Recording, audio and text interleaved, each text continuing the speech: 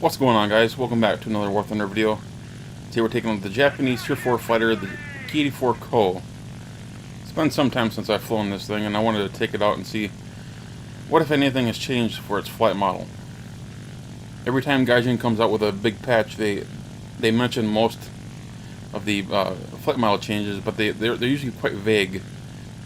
The patch notes usually indicate something has changed with the flight model, but they don't always go into the details as to the specific changes that have been made with that particular flight model. So the only way to know just how a plane has changed is to actually fly it out, and that's what I'm doing here. Going up against Russia, I did some excuse me, I did some scouting, and I learned that most of the team is fairly newer players, except for this fellow in the premium P63 King Cobra. I faced him a couple of times in the past. He's definitely a veteran pilot. There's a Yak-9 behind me. I don't want to dive after the P63. He's diving down. The Yak-9's got altitude. He and I are at similar altitude, so I'm just going to head towards him to see what he wants to do. Let's say he wants to go for a head-on, so I immediately pitch up, use my speed. There's no way that Yak-9 is going to catch me. And yeah, he's down. He's going down. He doesn't want to stall himself out going for me. And that's probably the smart thing to do. The Ki-84 is very fast. It has very good energy retention. Not unlike the Yak, actually. But in that particular situation, I think he was a little too slow to go for me. I make my dive, take my shot, and I just don't lead the target enough.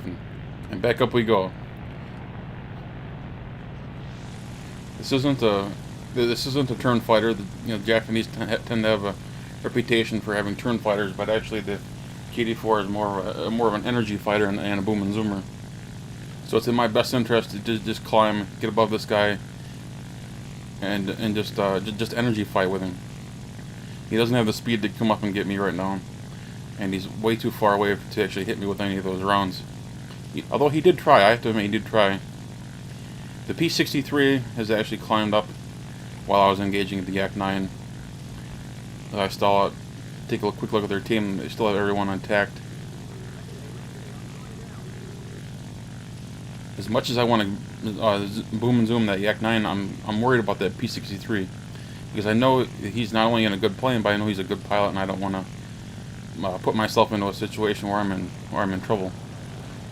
So head after the P63. I don't want to go right at him. I want to use my energy to come back down the top of him if possible. He sees my approach. He does a split ass, and he boogies on out of here. I'm not even going to follow that. I consider it, but no, not worth it. Not at this speed. I'd probably end up ripping my wings. Yak-9 comes in, size him up for a head-on, take a quick burst with the MGs, miss those, hit him with the cannons, smoke his engine, and he's out of the fight. Anytime you see your engine smoked like that, it's only a matter of time before it actually burns up. And if my memory serves, he ends up going back to his base to land and repair. So P63 is the guy that I want to focus on now.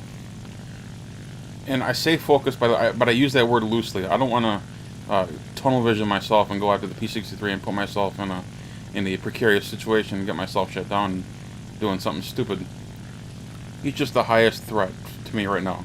He's just the highest threat, not just because of his plane or his altitude, but because of pilot skill and experience. I know he's a threat to me.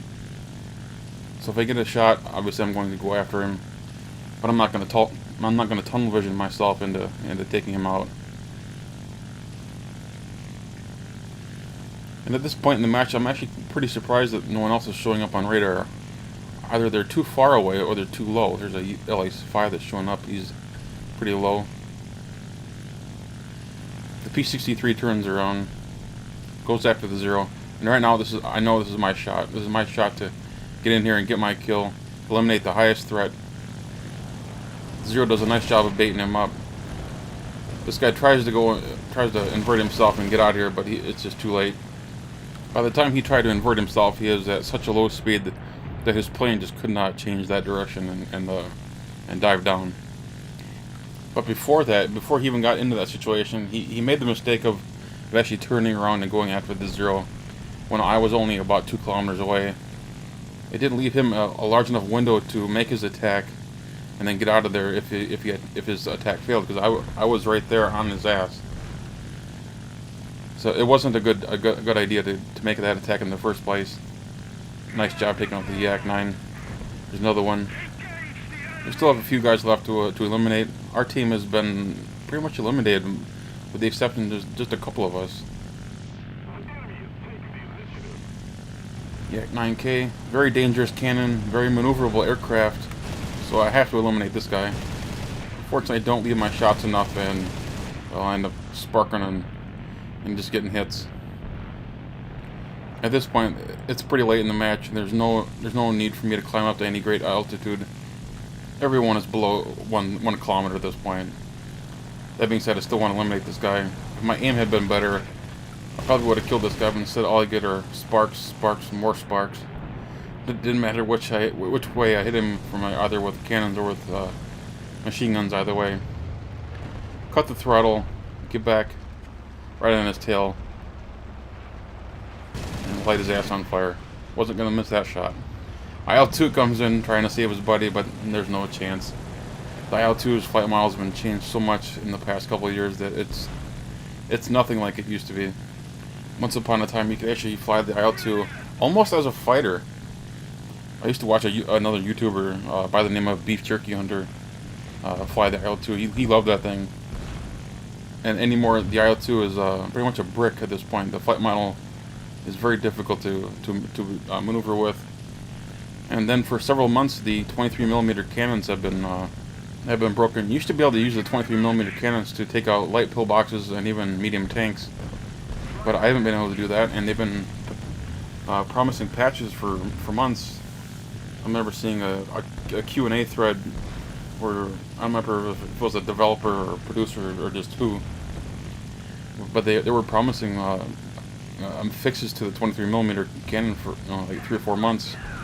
And so far, those fixes haven't come. When they will, I don't know if I don't know if they'll ever come at this point.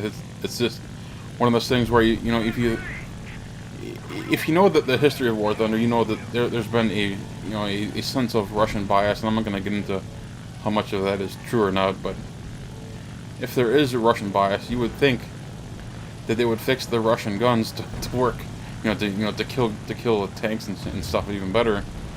But so far, nothing. We haven't had anything fixed, and who knows when that'll ever happen. I don't know.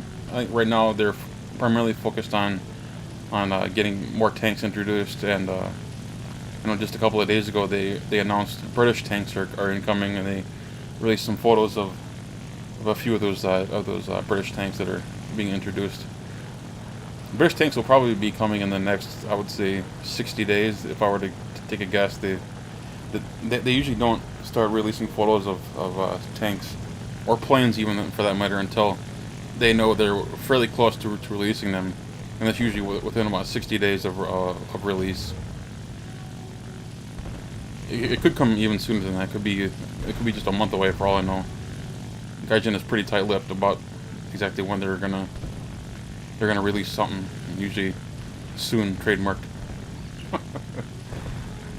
I know these guys are down here. But damn that flak. There we go. Yak-9. He's the one that I shot and killed a little bit ago, but he was able to get back to his runway. So we're going to have to kill him again. And there's his buddy in the LA-5. Both of which are protected by the flak. What I didn't notice is my teammate and I are actually going for the same guy. We're both booming and zooming the Yak-9. I get the first hit on him, but my teammate finishes him off with a 0. Now we're just down to 1. LA-5.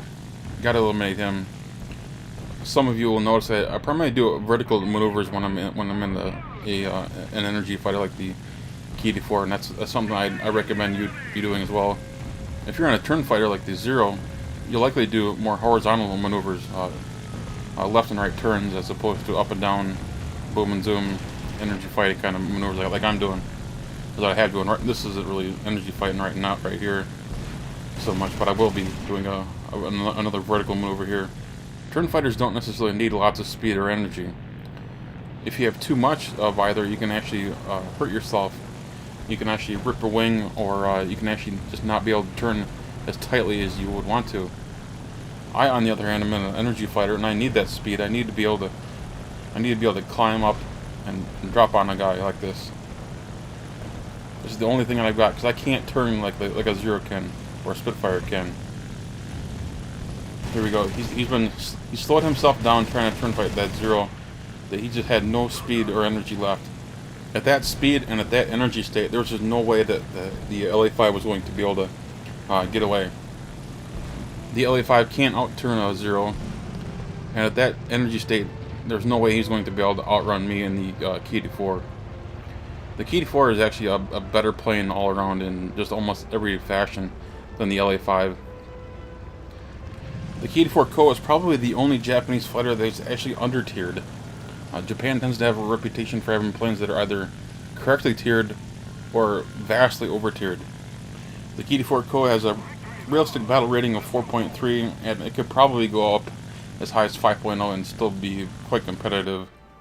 Until Japan gets more planes at this tier, I don't think we're going to see this plane get up-tiered too much, because there's a fairly big gap there in fighters in between 4.3 and say 5.3. It's mostly comprised of turn fighters in the form of Zeros. You got the Ki-43, which is kind of both of a turn fighter and energy fighter.